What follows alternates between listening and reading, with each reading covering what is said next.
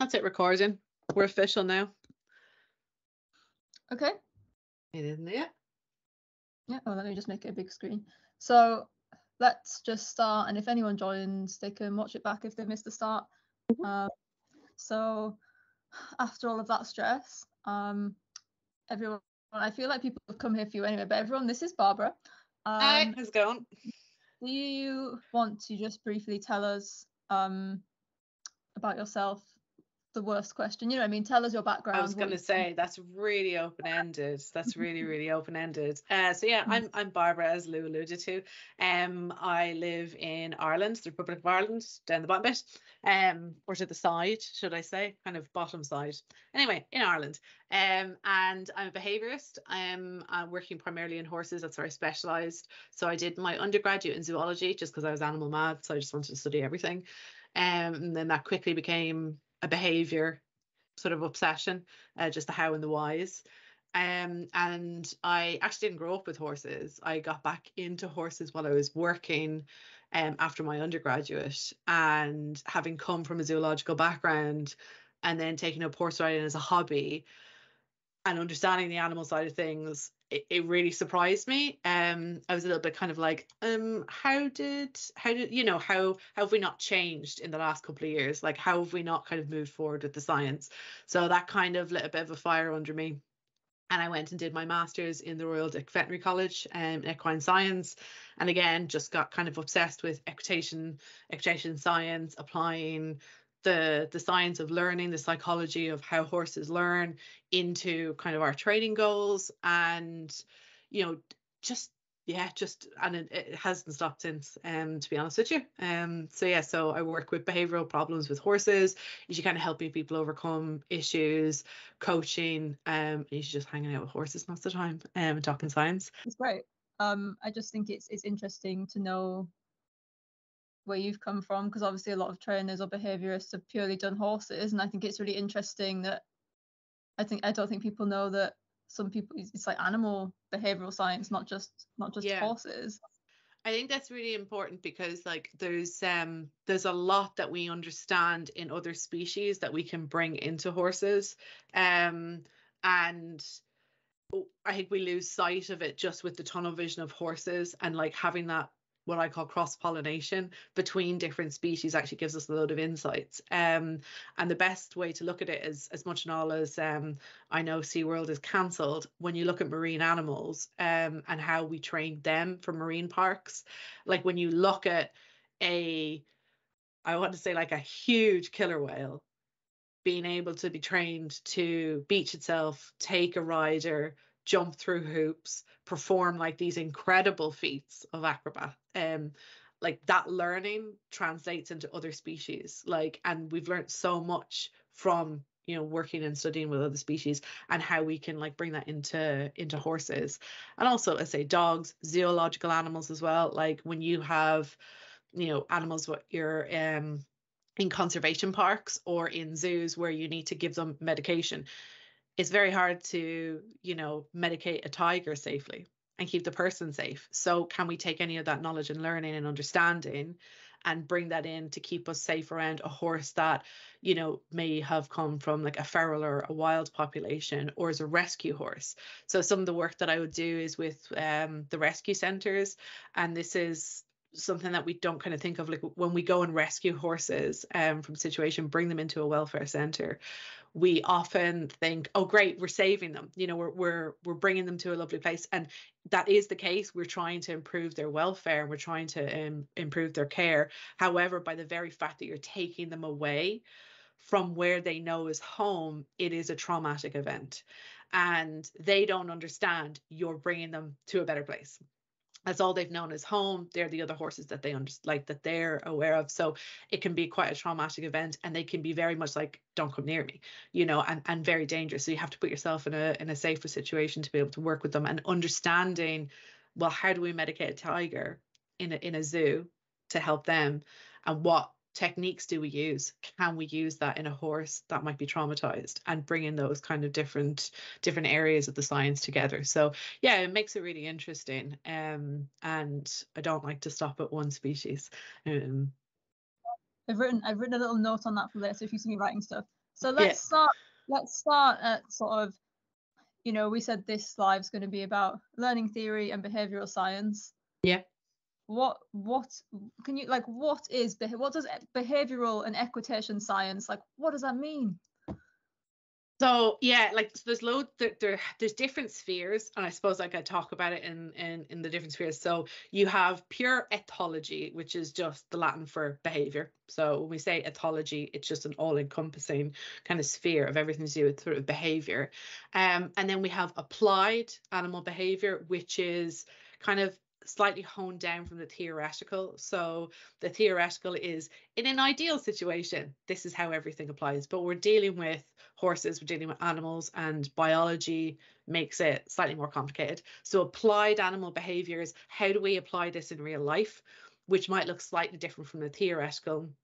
And then you've got everything from, you know, the principles of population behavior, which is how behavior works in a big group of people or a big group of horses, and different population dynamics, different countries, and it all kind of gets whittled around. So when we talk about equitation science and how we apply it to horses learning, we very much talk about the applied, right? Because we want to actually apply it to our individual horse, our individual needs.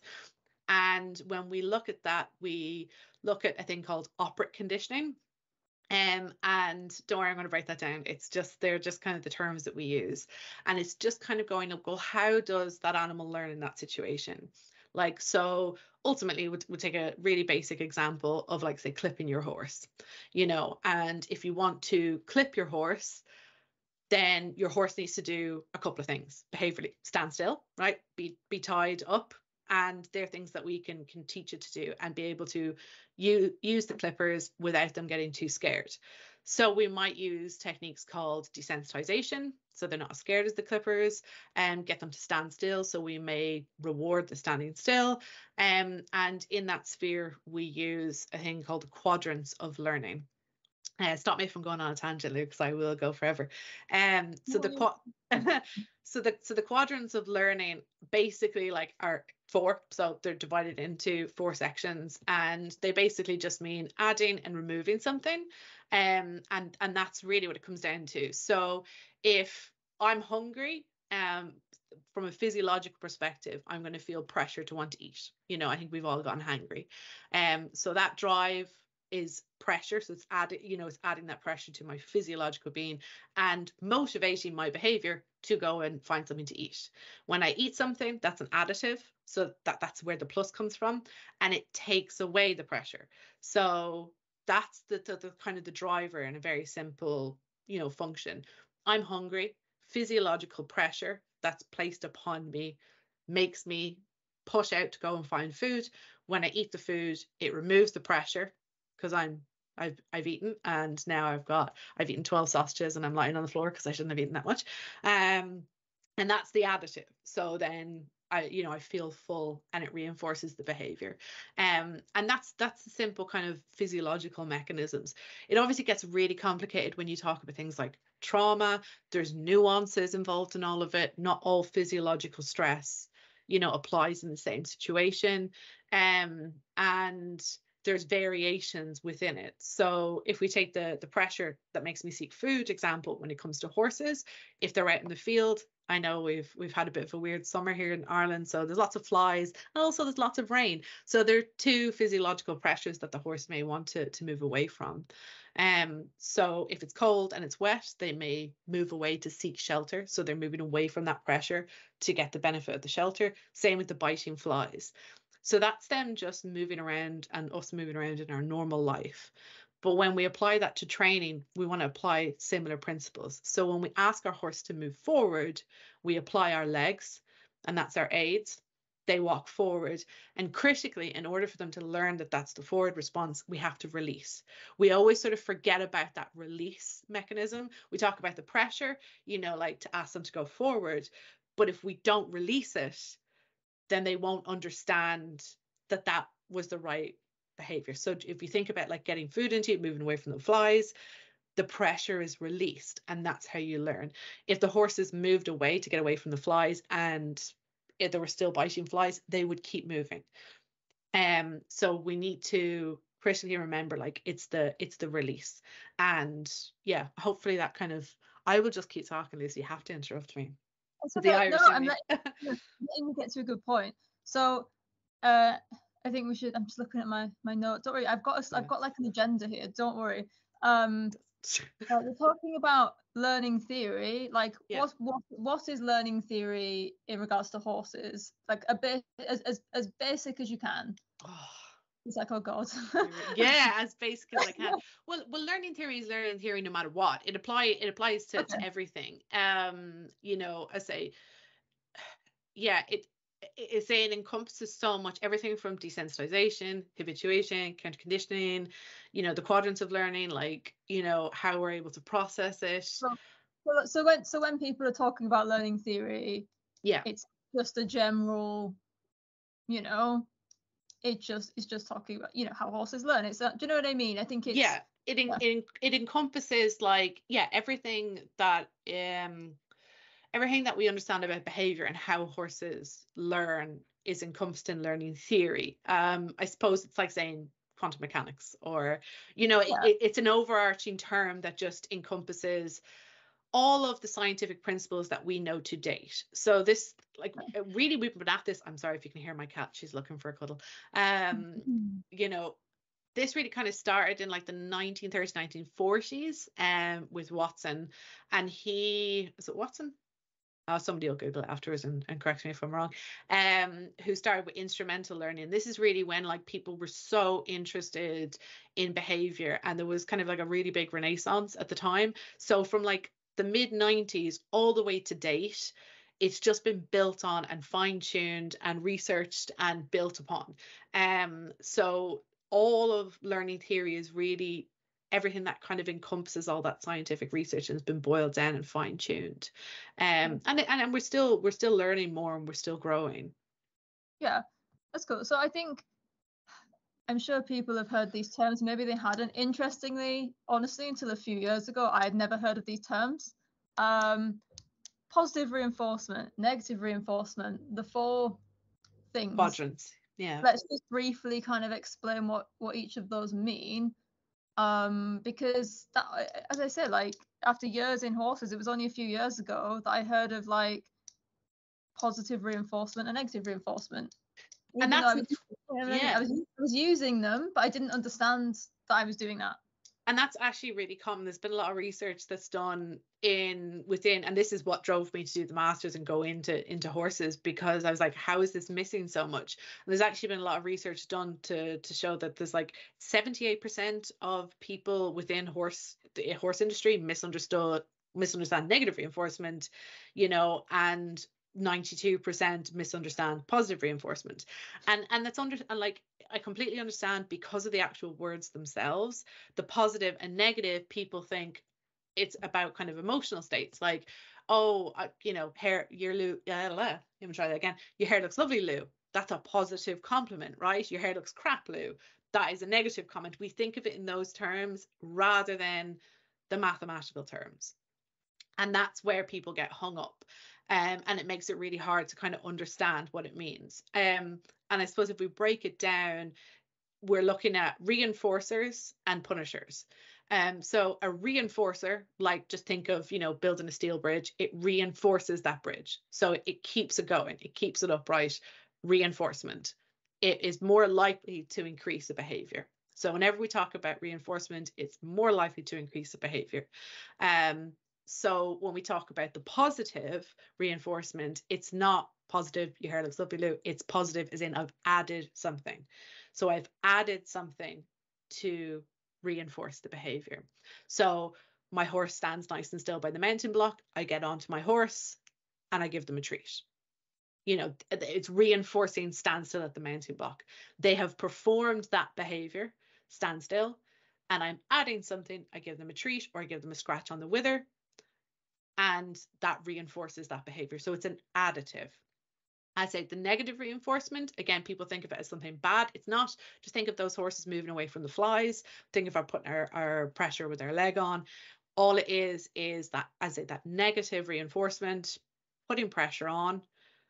they perform behavior, and we release it. And the negative refers to that release. So it's removing that pressure by performing that behavior. I say, and then you've got your punishments, and they're exactly the same. So punishment, instead of reinforce, is likely to decrease a behavior, although there's very little evidence to suggest it works the way we think it works.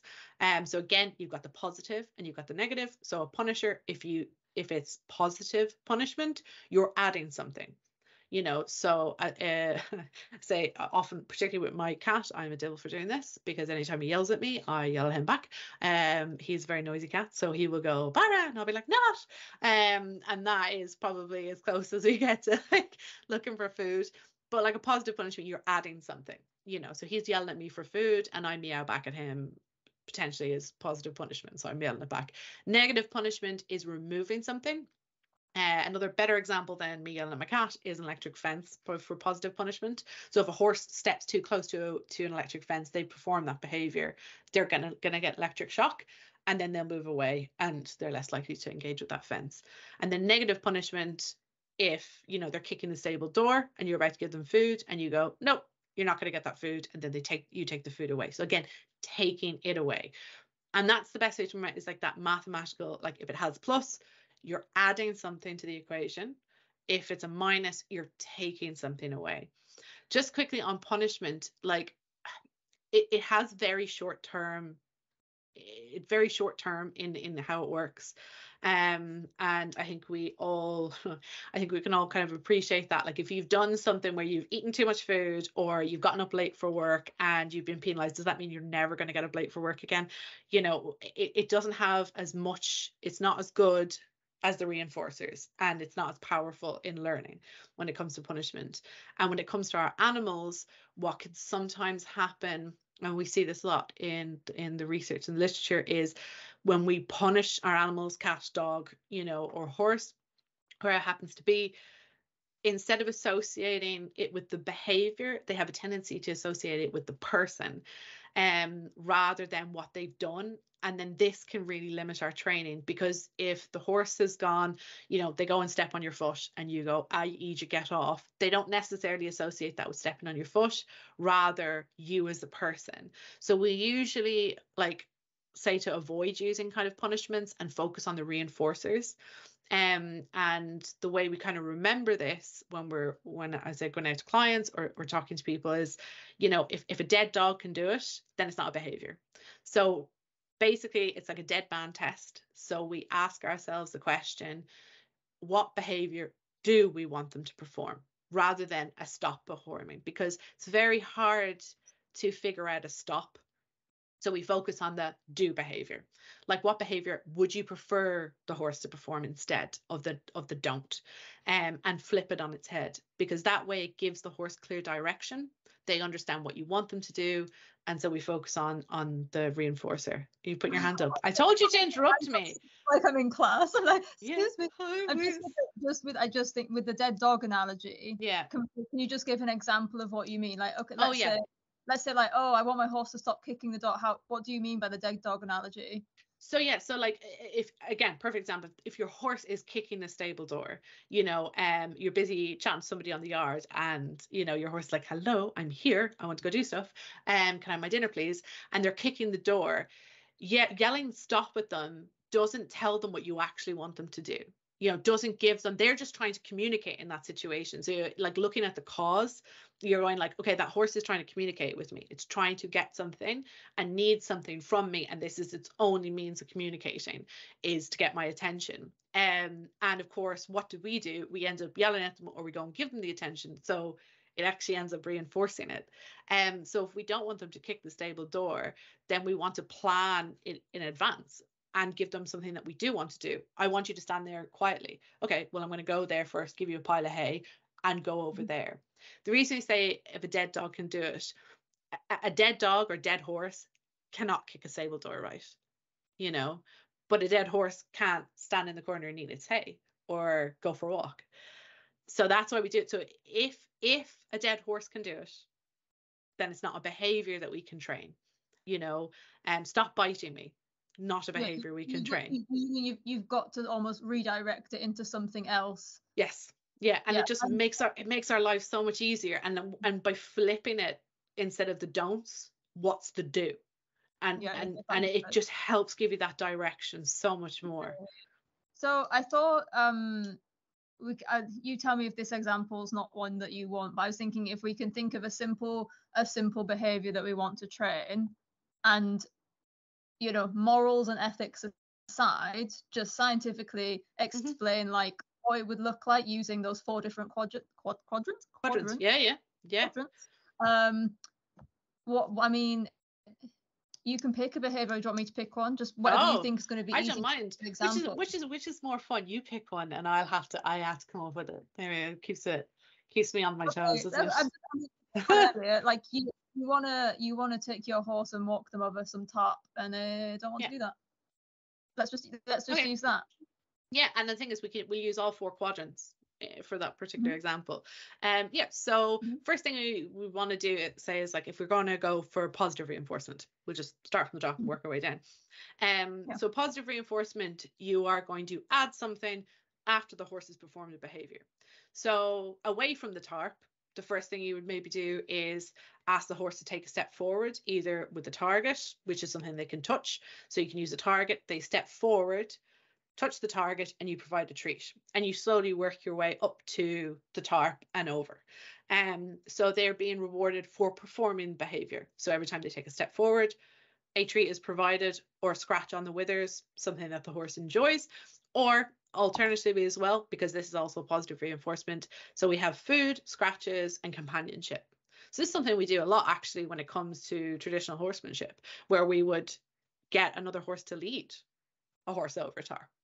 That is actually quite a good form of positive reinforcement, because they're social animals. So you could have a horse on the other side of the tarp and, motivate them to want to go towards the tarp. Now, there's subtle nuances within that, but walking towards another horse, going together with them, that social companionship is something that they want. I say stepping them forward. Once they step forward, reward it, and then build that into the tarp. Obviously, I'm boiling this down. There's layers. If it was negative reinforcement, then what we would do is apply pressure with the lead rope. So we would apply pressure until they step forward. As soon as they step forward, drop the pressure from the lead rope. What's usually good in this situation as well is to step them back, to make sure that you have your forward and your back. So you step towards the tarp, not necessarily on it, drop the pressure. That's reinforcing the step forward, and then step them away. And the reason that's a good one is it also includes negative reinforcement, because when you move away, if the tarp is the pressure, because they don't want to go near it, and you step away from the tarp, that's still releasing the pressure of being near the tarp. So you're kind of going, okay, we can move away from it. So you would do that and build it over time. Negative punishment. See, negative punishment would be a really hard one to describe in this situation, because you'd need to take something away from the horse in order to train it. So this might happen if you were actually training with positive reinforcement. So what you might do is step the horse forward, provide them with the treat, and then step them backwards and don't provide them with the treat. That would be negative punishment, because you're going like, oh, that's great, you step backwards, but you're not getting a treat. We only treat if you go forwards. So it's a form of negative punishment, because you're removing the treat from the equation. So, and again, it can be effective in doing that, as when you're training that way. Positive punishment would be if the horse balks and doesn't go near it, doesn't perform that behavior, and you were to smack them or chase them or roar at them, like, that is your kind of your additive, because you're adding something to that behavior, rather than kind of removing it. And they're kind of your tiers. When it comes to training a horse over an obstacle like that, for most kind of behaviors, is we take like a kind of a holistic approach, because every horse will be different. As some horses may be very motivated by another horse that's there. Some of them may be very motivated by scratches. I work with a very cute pony who will do anything for scratches, or treats. Some of them find, negative reinforcement very useful if they clearly understand, oh, this means forward, this means back. It's clear and concise for them. It really depends. what's important in every situation when we're training a horse, for example, say we're talking about tarps, is asking ourselves why they won't go over it. If we have everything else installed and our horse understands us, what's the why here? What's the cause? And a lot of the time is, I say, they're either scared, they don't understand, or they could potentially be in pain. So we'll make sure we know that before we kind of move forward. Okay, cool.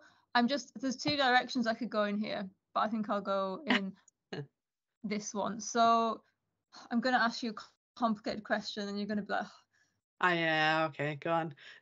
I know this will be different for different horses. When does it move? Like, I don't even know how to ask the question. When does it move from negative reinforcement to positive punishment? Positive punishment. So yeah, so negative reinforcement. Yeah. Okay. So it's hard. Yeah, she knew I was going to be like, yeah, it depends. So like, you know, if we follow it through from a riding example, we're applying our legs, you know, to ask our horse to move forward, and we're releasing the pressure once they perform the task. If the horse then stops or balks and doesn't move forward, and then we were to like give them a pony club kick, then it's positive punishment. Does that make sense? Because they've balked and we have gone no forward, and it's a positive punishment for that behavior. Does that make sense? So, you know, I was going to say, it's like, I don't know how to word it, so I don't know how you're going to answer it. So, like, I know what I think in my head. I'm just you're going to explain it way better than me. It's like, it sort of, it depends how the horse is viewing it, I suppose. Like, for one horse, like, let's talk about flags. Like, you know, if a horse is really, really scared of a flag, and you lift the flag up, that horse might see it as punishment. Whereas if a horse is fine with the flag and you lift the flag up gently, it's just negative reinforcement, right? That's kind of where I'm going with that. Yes. Okay. I see what you mean. So yeah, so this is where we kind of get into emotional states. And this is where I said, like, you know, why is the horse not doing the behavior? Like, are they scared of it? Do they not understand? Or are they kind of in pain? And I think that's a really critical part of it. So like when we talk about, say, like, again, like, say, whips or flags or anything, you know, most of the time, like, if you take like a foal or a younger horse that's never seen a whip or a flag before, you can kind of get two different approaches. You know, you've got some of them who are really inquisitive and they pick it up and they'll play with it with their mouths and they'll throw it everywhere, and ones that are like, whoa, stranger danger, what's that? It comes from a learned experience whether or not it might be scary. And some horses, you know, can be, I was about to say the scientific ones, scared of new things, so they're very cautious of it. Prey animal, makes sense. So when we talk about working with like flags or lunge lines, or, you know, even like head collars or the rope on a head collar, you know, whips, whatever it happens to be, we always talk about kind of desensitizing first, so that the horse isn't afraid of it, because ultimately that fear and that stress is the enemy of learning. It is an absolute enemy of learning. We'll get onto that later. Okay, sorry, I won't go off on. Duck off my agenda. Yeah, sorry. That's on your notes, is it? Yeah. Stay on target, Barbara.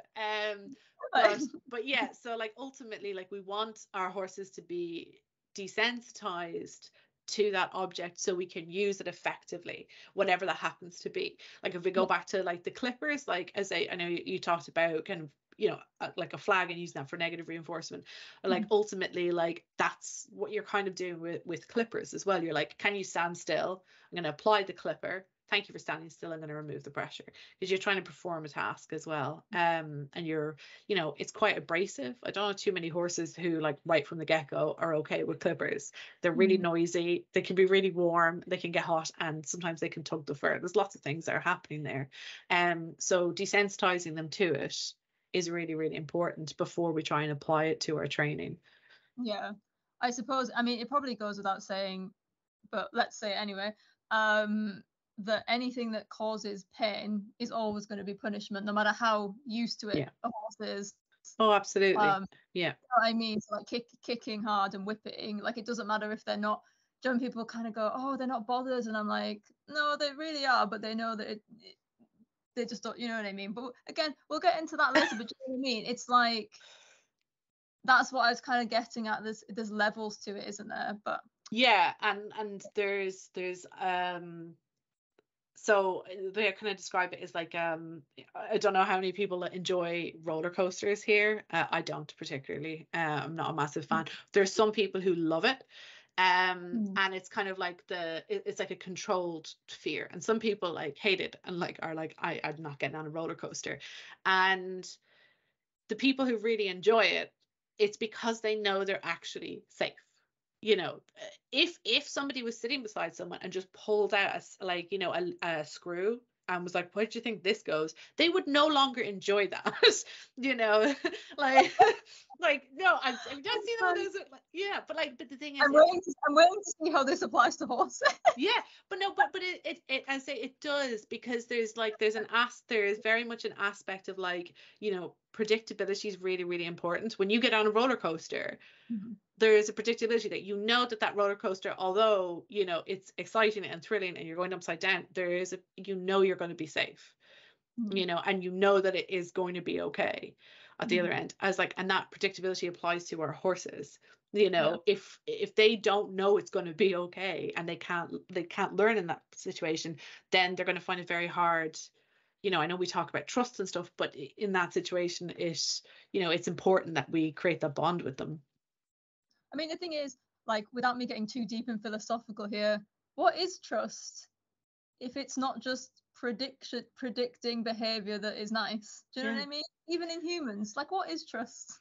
Yeah. Oh, absolutely. Like, it's it's like, that's why I don't like using it so much as there's no other word that I can kind of think of, but yeah, like trust is predictability, like, ultimately. You know, it's can I, you know, whatever outcome, can I predict it accurately, and is that horse or that person going to follow through, you know, the way I expect them to? And if they don't, well, I'm not going to trust them anymore.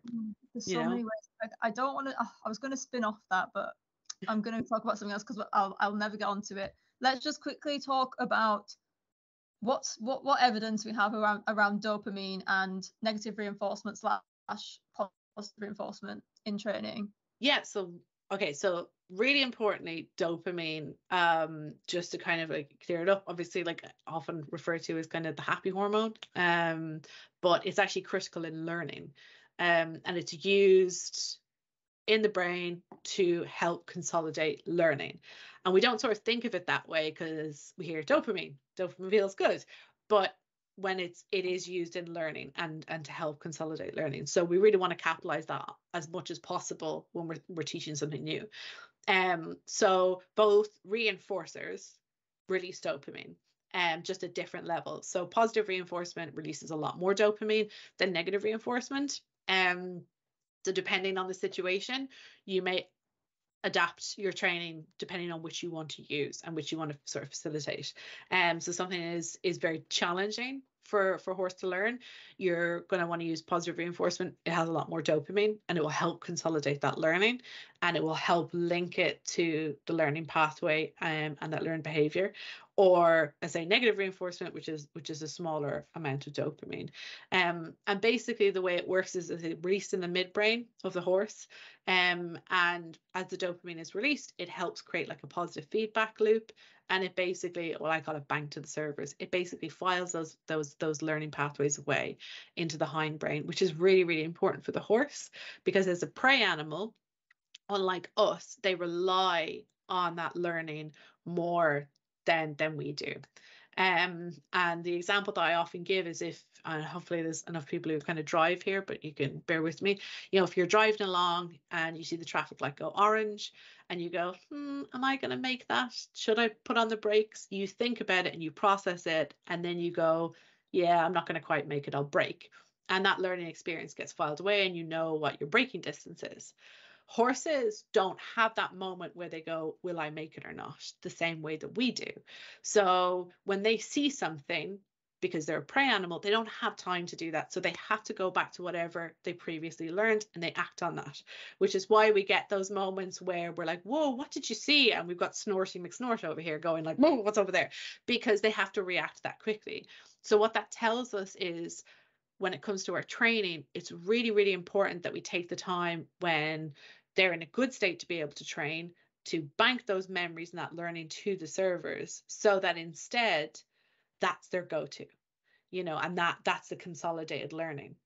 So that when they're in a situation where they're coming up to a fence at a competition, at home you've taught them, to quietly go over jumps, and this is, the proper performance that you want. So when you go to a competition, they go, I know that jump, I've already practiced it, and they're going back to the hindbrain. Does that make sense? Yeah, no, that's perfect. So we'll talk about stress now, and like this is something I always bang on about with every horse, but I would love for you to bang on about it too. Sorry. Always. I would love for you to explain why a horse being stressed is not good for learning. Like why? It leads nicely into that situation. We can't, so without getting into kind of the biochemistry, obviously, like cortisol is used quite a lot in stress. It's your kind of your stress hormone. And I say, I'm not going to go into the kind of the biochemistry there of the brain. I don't want to bore everyone, but it is incredibly hard to learn something new when you're in stress mode, near impossible, because ultimately all that's happening is you have to get out of dodge. Like you have to get out of dodge. You need to be able to, if a horse is stressed and they see something, they're a prey animal. It's just nothing is happening here. They just have to run. They need to escape. And that's the way they're programmed. I say programmed, but so if we have a horse that is really, really highly stressed or over threshold, and we are trying to teach them something new, they will not be able to consolidate that learning. We're setting ourselves up for failure. So using, again, because we use horses a lot for performance sports, I'm going to use that as an example. When you go to a competition, it's a high level of stress, both psychologically and physically. And it is, like, there's no two ways about it. And by the very fact that you're exercising, you're stressed. You're going to be stressed. You're concentrating, you're looking for the judges. Nobody would try and teach a horse something new at a high stakes competition. You've done all the practice beforehand. So I think we understand that intellectually. We're hoping that, I say, our training has stood to us. Now it's competition day. I've practiced, they've practiced, here we go. Because it's very hard to learn in that situation, and you want your training to follow through. So you train in a situation where you're at home and you're quiet, and you can practice over a couple of jumps, you can practice your dressage test, and you can focus on relaxation. I think it's something that we know in the horse industry for a long time, but we don't bring it into other kind of training. So if we're trying to load our horse on a trailer, we usually just want to get somewhere and get them on the trailer and go. And the horse is stressed and anxious about getting on the trailer, and they're worried about it. And we keep increasing pressure. We're just going to increase the stress. And all that will happen is the trailer and the sight of the trailer will become linked to stress, rather than learning how to load on a trailer.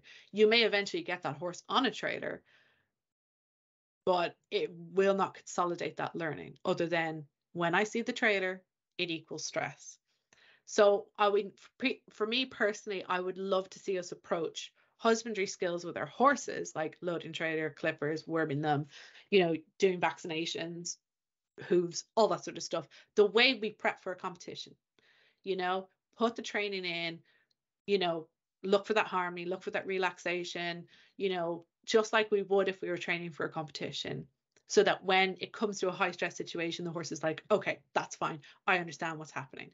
Like, it's okay. We've got this. Does that sound good for you for stress? Oh, no, it's great. I go on about it forever. My brain's just like mulling over what to. I don't want to talk about stress too much. I'm going to say something, but I feel like we could do an entire live on managing stress and training and stuff. But it's like that thing of, I always talk about them being in a trainable state. And yes, I love that. Sometimes I go out to a client, and because the horse is so stressed in his daily life, there is nothing I can do without being really aversive, which I won't do. And I think even that, as people, it's just the sort of behavioral knowledge and in the industry is very, it's very much like push through. Yeah. And that's why so many people have these issues. And of course the management practices, but as I said, that's for another day. No, but I think you've said something that's really important there. Like there is this sort of like, you know, kick on and get on with it sort of, you know, attitude that comes to yeah, it. I suppose here's a question. Here's a question for you as a, you know, as an equine scientist. Let's say I'm riding my horse, right, and he's spooking at that hedge and he's like, whoa, and I like go, get on with it, and I like whack him about, and he goes past it, and he gets past it, and then he's fine. In his experience, what has happened in that moment? Well, they've technically been rewarded by subtle negative reinforcement in one sense. Like there's sort of a lot of things that are happening. Like it's positive punishment for balking at the fence. Then they don't want to get near the fence, they want to get past it. So the minute they get past it, it's subtle negative reinforcement because they're being removed from the pressure. But all that's happening from a mental perspective for that horse is just their cup is just getting a little bit too full. Like the stress levels are going up. It's just increasing it rather than decreasing it. So that side of the fence is not going to be any less scary the next time that they kind of approach it. The next time you go round, they may go past it because they're going, well, last time I got smack and I got roared at, which is preferable to the fence, so I'm just going to go past it. But the next time, if you take a day off and you come back into the arena, it's not going to, the horse hasn't going to have learned to come down emotionally. So the way I kind of explain it is like, you know, we talk about this, actually comes from canine studies, is trigger stacking, and it's kind of, we've understood it a little bit more, and the main kind of research is there. But we talk about an animal going over threshold, and you know, it's referred to as trigger stacking. So it's just stacking all these tiny little things that build up. And I mean, we suffer from it too. Like if you know, your alarm clock doesn't go off and you sleep in and you spill your coffee and then there's a traffic jam in work and it's just death by 1,000 cuts. Like, oh, what did you say? But if your Facebook Live won't work. Oh, your face. Yeah, that's that's Lou just wants to know. So yeah, like, and all it's all those little things that just stress us out. And you get into work and you get a rollicking from your manager, and then I say lunch happens and somebody's eating your lunch, and that's it. You know what I mean? You're over threshold and you are chewing someone out in the back office for eating a sandwich. Like it is just like, sorry, my brain went, you ate my sandwich. Right. So yeah, so it's just all those little things, like, and I say like it, you know, I've often had clients like who, you know, once I've kind of explained that they've gone to like a competition or show, or they've gone to a warm up, they've gone and done something, and they've come back and they've gone, do you know what? I really recognized it. I recognized the minute my brain went, his cup's a little bit too full or her cup's a little bit too full. Yeah. And they've stopped, they've gotten off the horse, they've just gone for a walk and brought it all back down. And each and every time, like, and I'm always so happy when I hear this, because they just like, we're stopped, we moved away, I got off, and then we went back in, and it was amazing, because just bring it all back down again. Give yourself 5 minutes. I honestly think if people really understood trigger stacking more, people wouldn't have so many problems. And I think they'd be safer. I'll tell a little story. It's not very exciting, but it's still a story. Like today, so I was riding my horse Dan, and it's really windy. Whatever was going on in his head was going on, and I went to just walk him around a hacking track, and he was like, I'm not going over there, Jesus Christ. And he was like stirred, and he was like dragony, and I kind of asked him a few times, and he was like, Jesus Christ. And like, I know I could have gotten him to go if I'd waited, but it wasn't even my plan to do that. And do you know what I did? I like walked him 2 steps, and I turned him around, and I took him back and went in the arena. And in the past, like, I know people would look at that and be like, you just taught that horse to nap. I don't know why I'm pointing the pen like this, but I like it. Yes. Whereas now, like, I know he'll go tomorrow, and it's, do you know what I mean? He wasn't even, he doesn't create because he knows I won't hassle him. But it's so interesting, like, my mindset has shifted so much. Now I understand learning and stress. Whereas before I'd be like, oh my God, if I don't get him to go, I'm going to ruin him forever. And I think that's still the main sort of attitude in horse training. Now, I think like this is really important with stress, because as you say, it's like if you build into that stress, if you get them to go, well, if, I say when people go, oh, you're going to teach them to nap. So if we go back to that, you know, you're actually more likely to teach your horse to nap if you keep pushing them into it, because as I say, their stress levels have gone up. Remember, again, that consolidated learning, that dopamine, they cannot process it the same way. So what they will do is start to look at environmental triggers, and they'll go, well, that hedge over there or that traffic on there, when this happens, that's the last time I felt that way. So it kind of brings them back up. Whereas you're actually more likely to get a better response if you stop, get off, move away, and then go, not today, we'll come back at it. Now, I think this is really interesting when it comes to the horse industry. There's this like idea of like getting off or stopping is like somehow like, I don't know, can we say it's the patriarchy? Like it's this like, do you know, it's this idea that it's, you know, man up, get it done, da, da, da, da, da. And it's like, you know, and I'm always like, why? I don't like having a fight and having a tough time with my horse. I'm pretty sure no one else does. It's not fun. It's not fun for me. It's not fun for them, you know. So if it's not happening today, that's fine. Get off. We'll do it tomorrow. Like it really, and the more we understand about behavior and, you know, particularly like kind of consent-based training that's been done, is like, you know, and there's been quite a few studies, is giving horses the option to say, no, I don't want to, and still going, yeah, that's fine, actually increases your chances of getting a yes. It's really incredible. Like, and you know, I've seen this myself with my own horse. I know it's a really bad show jumping round, but you know, we got over the jumps. But we went into the first jump and it was an oxer, and she didn't realize, and she knocked the pole, and she sort of stumbled. And I wouldn't mind, on the video you can hear my husband just going, you're okay, she's okay, because he knew I was going to panic. And after that, she was like, I don't want to go, you know, I knocked the pole, I don't want to go near the next one. So she refused the next like two. And I just stopped and I gave her a pat and I gave her a treat. And I was like, okay, you know, we don't have to do any more. It's fine if we don't want to. And then she just picked up canter herself and jumped the rest of the 7 jumps. And I was like, for me, it was like really amazing, because I was like, I just went, that's fine, we can stop, and just said no to that one. Let her say no to the few jumps. And then she stopped and went, oh, actually, I'll do the rest, you know. And I didn't ask for the canter. She just picked it up and went. And now there's lots of other learning that's happening there. But I find it really interesting on that actual story. Yeah. So what is actually happening there when you like rewarded the no? You said you stopped and you gave her a treat. Yeah. What was the thinking behind that? Like, what was going on there? So it's kind of going like, you know, it's telling her, whatever choice you make, you get a reward no matter what. So there's 2 types of reward. There's intrinsic rewards, so internal, internal, external, extrinsic. So it's kind of going like, okay, well, you know, can you go over this jump for me?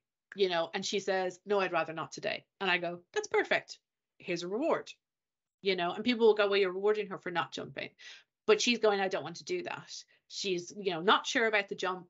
And then you might go and pick another jump. She goes, oh, I'll do this one. And she still gets a reward. So regardless of what she chooses, a reward still happens. And what happens, what we think, because there's very little evidence at the moment, there's research ongoing between intrinsic, so internal motivation, and external motivation with horses. So what we hope will happen in that situation is it becomes an intrinsic motivation, that you're removing the outside reward because you get it no matter what, whatever you choose, and, you know, helping promote intrinsic motivation. Do you want to actually do it because you enjoy doing it? And there is research in other spheres that shows that like people seem to be kind of like either more motivated or more driven or do a better job when it's an internal motivation, like when they, you know, I say they don't have to get paid as much. Otherwise, we wouldn't see kind of, I say nurses and doctors do an incredible job, and they tell you they want to save people's lives. They want to work at it every day, you know, and they don't get paid the same as, you know, some CEOs and companies. So it's not just about the external motivation. And I think if we're talking to people with horses, I think everybody has been there where they're like, my horse loved that. My horse had so much fun doing X, Y, or Z with me. And we kind of you know, when we have a good day with our horses, we can kind of feel that. So the idea behind rewarding either way is to go, whatever choice you want to make, I'm cool with it, you know.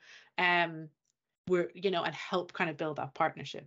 That's really interesting. And also, I suppose you're by treating her like that, you're keeping her very like, what am I trying to say? She's always having positive associations with you. Yeah, You know, and positive.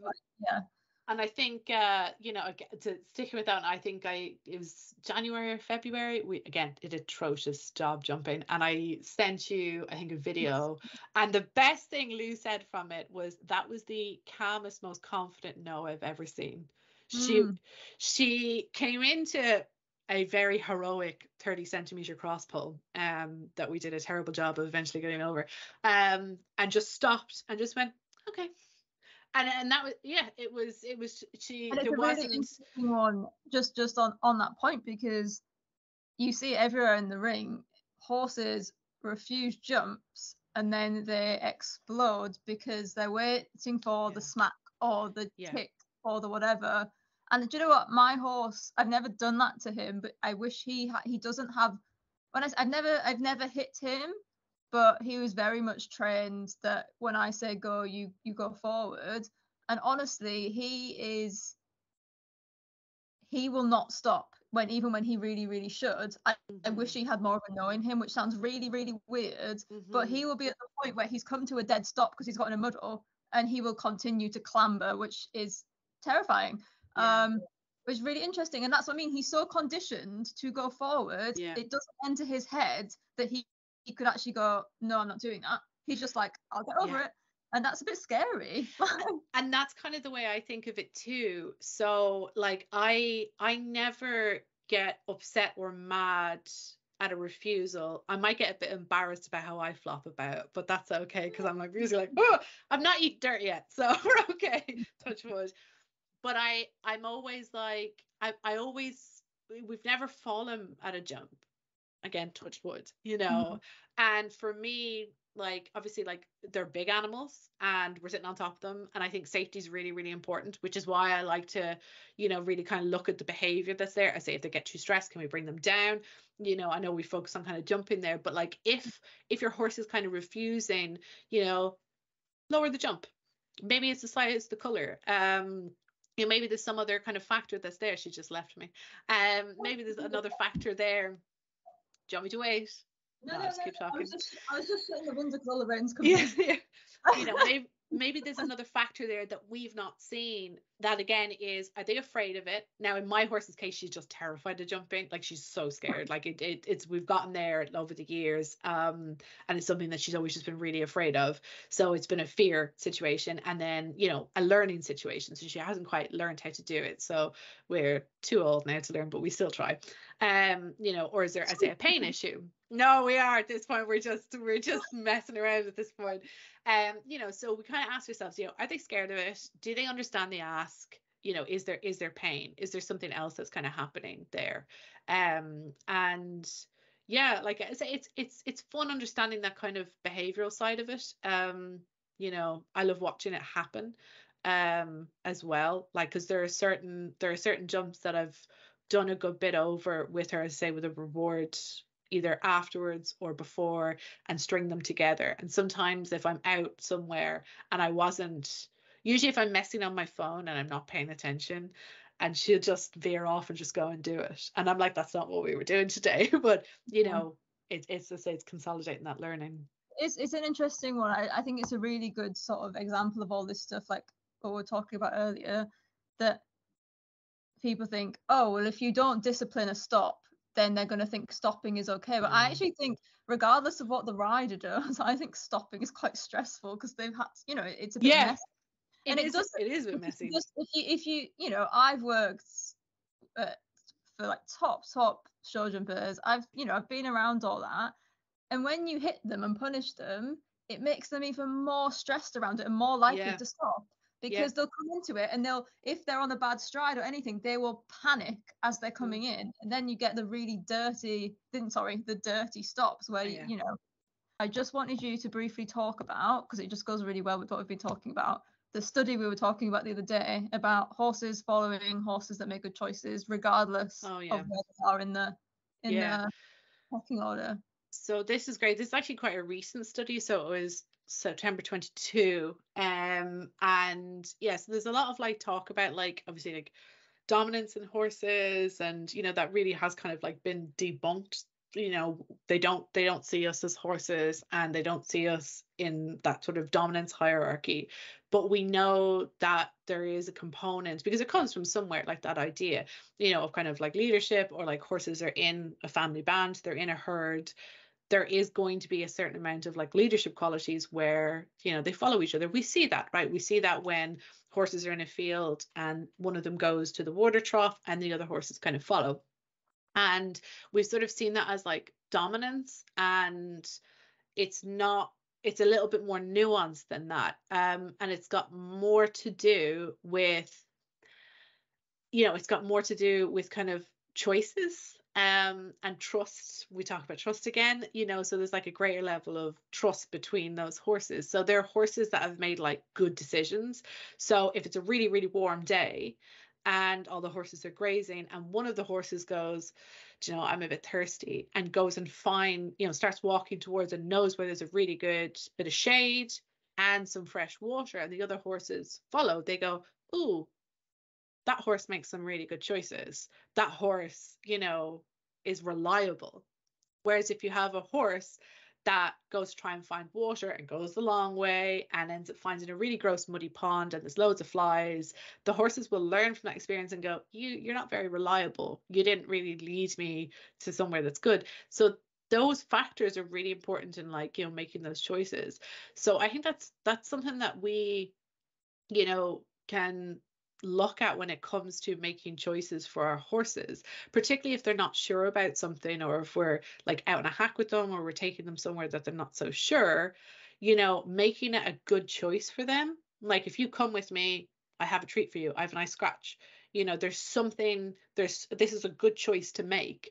Then we become a reliable leader for them. They're like, last time you didn't lead me astray, you know. And I, you know, as I say, it's still building research, and the study that came from, I think there was quite a small sample size, but I think it makes a lot of sense, and it makes a lot of sense more so than, you know, kind of dominance theory and those kind of hierarchies. It makes a lot more sense for horses. Yeah, no, I love that. I think that's really, really interesting, and it does make a lot of sense. She said, how do I judge a bad day? Like, how do I judge a bad day? How do I know when to push it and when to just leave it for another day? That was the question, essentially, with her young horse. Yeah, like a big question, but do you know what I mean? I do know what you mean. I mean, like, I suppose, you know, it's a hard one, because I think we've all been there. I've been there too, where I'm like getting frustrated and I'm getting annoyed because, oh, well, we had this the other day and now it's not working, you know. I think ultimately when it comes to our horses as well, it's supposed to be fun, you know. And I know there's an element of training, but when training, you know, when we're training anything, even if it's like, you know, to take a wormer, you know, needle shy, you know, standing by the hose or anything like that, when training is good, it feels good, you know, no matter what it is. And if it starts to feel like a chore, then I think we need to take a step back, whether that's to go and see if you can find another professional who can support you, you know, into finding a different way to go about it. Like, if it's recurring frustration, then I think it is important to be able to kind of look and go, do I need to approach this slightly differently? Do you get what I mean? It's hard to kind of say, like, well, when, you know, when is good to stop, you know? But for me, I'm like, even if you're 2 seconds into it and it is not happening, I would walk away and reevaluate, like reevaluate how you're approaching it. And if it keeps happening, you know, the definition of insanity is just doing the same thing over and over and over again. Yeah, and I think it's something that comes with time, and obviously having somebody knowledgeable to help you, but like to judge when things are getting to that point, because I think sometimes people just aren't taught to read stress in horses until it's really, really big. Yes. Yeah. And I suppose like there's a really nice and this is something that I would do with like a good few of my clients, particularly if we're doing desensitization, is if you have a behavior that you know your horse is really good at, and a lot of that tends to be leading wise, like can they step forward to the lead rope, can they step back to the lead rope, and it's soft, right? Like they can step forward walking with me from the field, it's soft, it's not a battle. If you're then trying to teach something new, you can use that as a benchmark and go, okay, well, that is normally nice and soft. I'm going to ask them to do that. Can they step forward? Can they step back? Which is normally easy for them to do. And if they stick and they can't do it, then there's your barometer. Because something that was normally really easy for them, if they are struggling with that there and then the chances are they're struggling with the new training. Yeah. Does that make sense? Yeah, it's probably like the most common issue because it just fits so many things. It's not like they don't run before you can walk, but a lot of the time it's like, oh, my horse won't load in the trailer, or he won't sort of, he doesn't hack alone, and then you find that actually the horse doesn't actually lead very well, or he doesn't walk very well in the home, and it's like, do you know what I mean? It's always that the problem we think we have is not really the problem. It's something else. It's a layered approach. I saw this fantastic graph, and it was ages ago, and I kept meaning to make something myself that was similar, and put it up, and of course it's to the wayside. But it's basically like a pyramid, and it's like the behavioral problem you see, and then the actual cause, and it's like a much wider, bigger issue that's sort of systemic. And once you kind of look at that, and like a lot of the time this happens is, say, if I go out to clients and we they're like, we want you to fix this one here, and then when it all boils down, we're doing something really simple down here, and it seems really odd, but it trickles into everything else.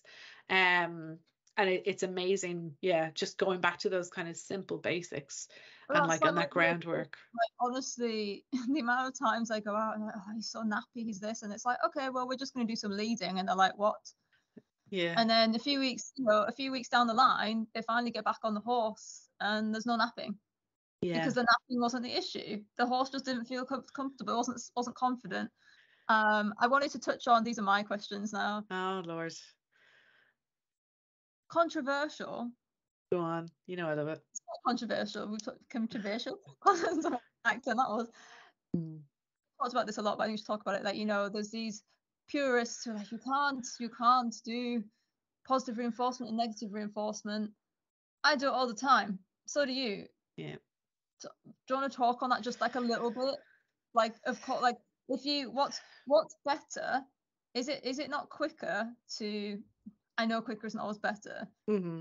If you use negative reinforcement, like a bit of pressure on the head collar, and then you add positive reinforcement, isn't that explaining it to the horse more clearly than just there's a lot of studies that use combined reinforcement, which is exactly what that is. It's what's really important to remember is the reason they're defined as punishment and reinforcers is one increases the likelihood of a behavior happening. So, if we want to be really pedantic, I use that eating example. If I'm hungry, my body is putting pressure on me, and if I eat, then it's technically negative reinforcement as well as positive reinforcement.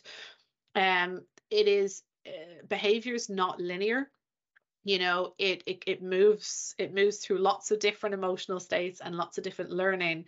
I personally think combined training is fantastic. That's what the literature shows us. If I want to try and like accelerate training, and yes, I know you said faster isn't necessarily easier, but horses learn. I can do it in like 3 or 4 repetitions nearly with a head collar, where if I just go, can you step forward, and they're like, I'm not quite sure, and then they tentatively do the first one. The critical bit is you release that pressure, and when they lift the forelimb and you say yes, or you click, or you mark yes is great, or and then provide a treat, then they go, oh, and then it becomes kind of a cue as well. It does work, and you can use them together. Like I say, timing is critical with all of them, but even if you don't get your timing perfect, horses are incredible. Like they figure out so much. They're masters of body language. The reason they have been so widely trained and domesticated in lots of different things is because they are incredible learners. You know, and ultimately for me, I think we've got positive and negative reinforcement in our toolbox. Why would we only use one?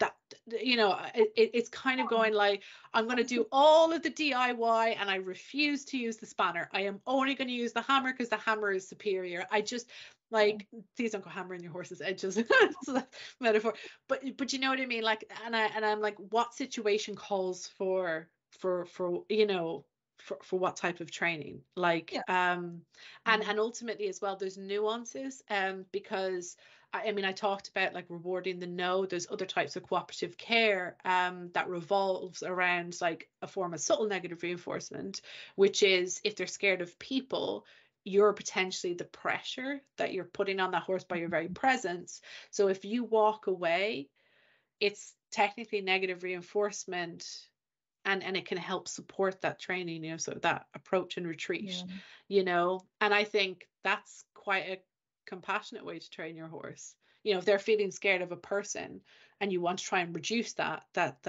fear, then moving away from them and using that subtle negative reinforcement is critical for our training. Leading on from that, I've got one more question for you because I don't think anyone else wants to speak to us anymore. Fine, like oh, I can't speak anymore. Just leading on from that, it's just like, this is purely like you. I'm asking you. Oh, Jane asked a question. You did, yeah. We'll jump for Jane's question first, then you can ask your last question. Yeah. Can you read Jane's question? I can. So for the benefit of the tape, so all things being equal, how long would a groundwork session last? Is there an optimal time learning window in which learning experience is ineffective or effective? Fantastic question. 15 minutes is, generally speaking, if you're learning something new, 15 minutes is really, I was gonna say is all you need, but it's incredible. Like that tends to be the cognitive limit for, you know, a lot of people. I say people, horses as well. They're just people too. You know, so 15 minutes is really like an optimal time for something new. But you can always sandwich it between stuff that they already kind of know. So you could start a session with something that's well established, you know, and develop it and kind of shape it. Add in something kind of new for 10-15 minutes, and then end with something that they, you know, really, really like, and, you know, it's really easy for them to understand. And it's kind of like a sandwich, and it can help, you know, develop learning. We also don't need to train every single day. It's actually really good to take a break. So this comes down to what we call latent learning. So this is like when you learn something new, taking a break, getting that REM sleep, letting our horses kind of digest it, letting it bank to the surface, like I'd call it, consolidate that learning. And there's research that's shown us that if we actually train every second to third day, horses learn just as well, if not better, than doing it every single day. And that totally makes sense. If I was training for a marathon, not going to happen, but let's pretend in this fictitious world that I am training for a marathon, I wouldn't run that every single day. You know, I would mix it up. I do stretches one day, I'd run, I take a break, I give myself, you know, some time off, and I do something else. And it's just as applicable to our horses. Hopefully that answers your question, Jane. Cognitive limit for new stuff. Yes, cognitive limit for new stuff. Yes, it's exactly. It's really interesting, because obviously when I go out, someone's booked me for an hour or 2 hours, and I have to kind of give them enough while also giving the horse a break. And what's interesting, what I find when we talk about the brain kind of being cooked, is when I'm doing specific stuff, like when we're doing positive reinforcement and we're doing something like learning to touch a target. I find that is much more like cognitively challenging than me being like, hey, can you go out there and walk a circle around me? Because it's see what I mean. So that's the stuff that I'll be really careful with my time on, because I can see their brains just go, whoop. And you know, it's so interesting. Like, I know exactly the same. Like I've clients where like I try and take a break. You know, we've done something new, try and take a break and go give them a pile of hay. Me and you will go have a chat to give the horse a second to kind of you know, like digest and stuff. What I always find is like, you know, as I say, we talk about the you know, I say the cognitive ability of horses.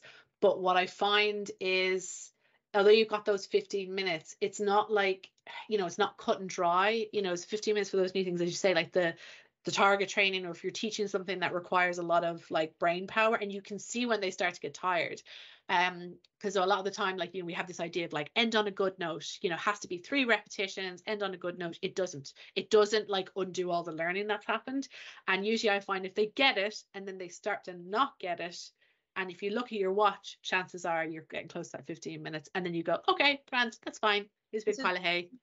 It's an interesting one. Let me know what you think about this, because this is just something I have played around with and discovered. Like, for some horses, especially the ones that are quite tense and stressy, I do a lot of work around trying to teach them to be able to stand still and stand in their own space. And I actually use letting them walk for a bit as an almost a break in their thinking around that. Is that a similar thing? Do you know what I mean? It's like, oh, standing still is really hard. So I'll be like, okay, let's just go for a wander together. And they kind of go, oh, okay, like, oh, we can walk. Gonna move. And then I find they can stand for a bit longer and a bit longer. Whereas if I just stood there for 20 minutes and was like, yeah, you're gonna stand still, they'd be like, I cannot do that. I couldn't stand still for 20 minutes. I mean, I could me and you are terrible fidgeters. Like, we're constantly going at it. Yeah, it's an interesting one. I'll have to think about it and then send you a 19-minute WhatsApp about it when I add. Yeah. But I do, and this is what I mean. Like, I'm coming at it from a like, okay, I know this stuff, and I'm just kind of feeling it out with these horses, and I do. It's like, okay, that was hard. You did 30 seconds. Let's go for a walk, and they do kind of go, oh, okay. And it's almost that to them, it sounds weird, is almost a release of pressure for them, because the pressure for them was, please stay there. Yeah. Even if it wasn't like active, oh, I'm holding you here. And then I've just found that that's how I can get them. If I don't ask for too long, they don't get to the point where they're like, do you know what, I really can't. Yeah, that's really interesting. Yeah, but that's just a thing I've been messing about with. But yeah, I mean, I'm gonna ask my last little question just because I think it's kind of fun. You mentioned it earlier, because this is something that I don't actually have any experience with at all. If you had like a truly sort of feral horse that had never been handled and nobody could catch it, never had a head collar on, how would you approach that? You know. So we had a couple of feral foals in February that I was supporting with, and one of them was every case is different, so you know, and it does depend, but this is what we did in this case. The 2 kind of foals there, one of them was quite okay with being approached by humans, but the other one wasn't. So the way we approached it was, I just went, see that pony, you know, the little foal that's okay, just give her loads of scratches, because that horse's body language basically started going like, oh my God, this is amazing. And the lip went, and, you know, her heart rate dropped and relaxed the foal who was able to approach. And by doing that, the other foal then began to kind of relax. Well, like, I don't mean to interrupt. I just mean, so if you ahead. That's truly like feral and is really scared of people, yeah, you can use another horse to kind of bridge that gap. You can help, and the research has shown us as well that, like, for younger horses or foals, they're less reactive and less fearful if you have like an older maiden horse around. So if you have like, why did I say maiden horse? Like the maiden. Like if you have like an older kind of mare who's like well established and is older, and she's in, say, the ring or the round pen, and you're doing something and there's a couple of foals there, they're less reactive if you have an older horse there. Now that's particularly talking to younger horses. You know, so when we're teaching younger horses, like having an older horse and a more experienced horse around can really, really support that learning. Positive reinforcement is really, really important, like for establishing those connections with another horse as well, because you're very much associating the person with something that's positive, that's an additive. So you know, turning up, giving your like the horse as a carrot. You know, I would use a lot of protective contact. So, you know, I say throwing it in a bucket, taking that step away and being like, I'm just going to give you this and then I'm going to leave, you know, so you become less of a fearful stimulus, you know, and to be able to kind of bridge that gap. It takes a long time. I was going to say, this is the thing, the way a lot of people do it is to keep driving the horse until it faces them, but that's going to breed a very negative association with you, surely, even if it gets the job done. Yeah, I don't think it does get the job done though. You know, ultimately what we're doing in that situation, if you're driving a horse around in a circle and it's never experienced people and it's quite fearful with people, what you're doing is you're effectively sensitizing that horse. So you're getting it to, like, bear in mind, exercise is physiological stress. Like every time you exercise and you're doing something, you're increasing the stress levels. You're increasing the stress levels, you're not learning. And, you know, you're connecting other things like the environment with something that might be stressful. So by driving the horse forward and forward and forward and forward, you know, in a round pen, you're exhausting the horse, you know, and the horse is also going, I don't know what will stop this from happening. So the horse will just at some point maybe stop and turn, because they're going to try and attempt something and then the pressure stops. So they learn through negative reinforcement, oh, that's what stopped the pressure, so I will turn and face this human. But they're not actually learning to not be afraid of humans. They're being sensitized to being chased, which kind of, in that situation, we want to desensitize a horse by telling them, hey, not to fear here. Like, and we have to change those learning pathways. And that's where behavioral modification comes in. So training a new behavior from scratch is very different from modifying a behavior you already have, and it can be a little bit more challenging and more nuanced. And if they already have a fear associated with people, then you're trying to modify a behavior that's already established. And the last thing I'd want to do in that situation is apply more stress and more pressure to a horse who's already feeling that. I want to bring that down, not increase it. Yeah, no, that's great. That's really interesting. Let's finish there. Thank you for joining us. Next time we will do another one. I'm like looking at her like, we will do another one, Barbara. No choice. Next time it's going to start on time because I'm not going to trust Facebook to run it. Yeah, well, no, thank you very much, guys. No, absolutely. Hopefully some of this was coherent. Thanks for sticking with us. Well, next time we'll set up a proper event. And I say we have teams, and then, you know, you can send it out to people. I'll figure it out. I know a few people have messaged saying they can't get in, and I'm like, we'll just post it up because it's getting late and I want to eat. Yeah. I'm hungry. But yeah, next time it's just gonna work. And there's so many things we can cover. Like, I think we can really deep dive into stress and training. That would be really, really good. Yeah, no, it's fantastic. Yeah. Thank you very much, guys. All the best. I'll speak to you in like 5 minutes. Yeah. Okay. Bye, everyone.